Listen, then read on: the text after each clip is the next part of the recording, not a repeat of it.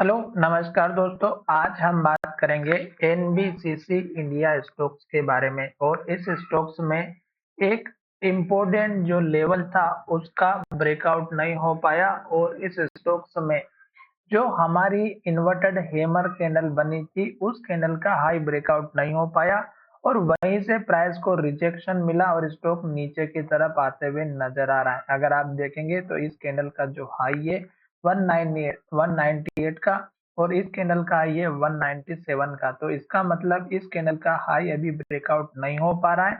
तो अभी आपको इस स्टॉक्स में वेट करना चाहिए क्योंकि अभी स्टॉक्स में डाउन ट्रेंड जो है 2-4 दिनों के लिए दिखाई दे सकता है।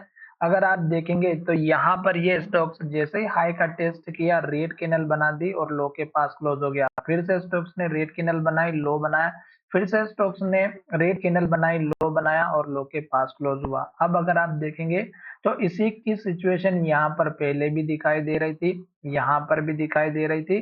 तो अब आपको इसी तरह की सिचुएशन यहाँ पर बनती हुई नजर आएगी। अब इस स्टॉक्स का सपोर्ट वाला जो लेवल है वो एक तो इस कैंडल के लो का है 179 का, दूसरा इस कैंडल का हाई जो हमारा 176 के आसपास का ही है। तो 176 और इस कैंडल का लो 179 और फिर इम्पोर्टेंट वाला जो एरिया रहेगा इस कैंडल का हाई 173 का।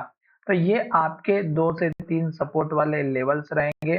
जल्दबाजी नहीं करें, स्टॉक्स में आपको एंट्री का टाइम जरूर मिलेगा, पर आपको एक बात का ध्यान ये रखना है कि किसी भी स्टॉक्स में अगर आप एंट्री लेते हैं तो आपको प्रॉपर सपोर्ट का वेट करना चाहिए। तो पहला वाला जो आपका लेवल है 179 का ये रहेगा, दूसरा आपका 176 के आसपास का और सबसे इंपॉर्टेंट रहेगा 173 का।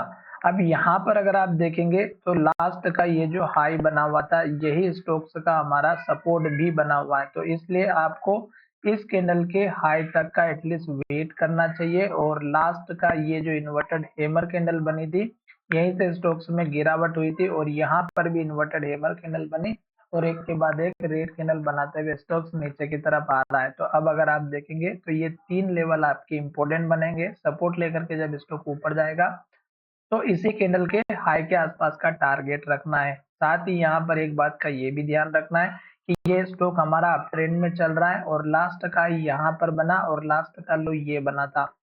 तो लास्ट के लो का आप सबसे इम्पोर्टेंट वाला सपोर्ट वाला एरिया लेकर के चलिएगा लॉन्ग टर्म वाले, क्योंकि अगर लास्ट के लेवल का लो ब्रेकआउट होता है तो स्टॉक्स में गिरावट आती है और फिर स्टॉक हमारा डाउन ट्रेंड को इंडिकेट करता है। तो आशा करता हूं कि जब तक रेड कैंडल बनेगी, लो बनेगा और लो के पास क्लोज होगा, आप किसी भी तरह की इस स्टॉक्स में एंट्री नहीं लेंगे।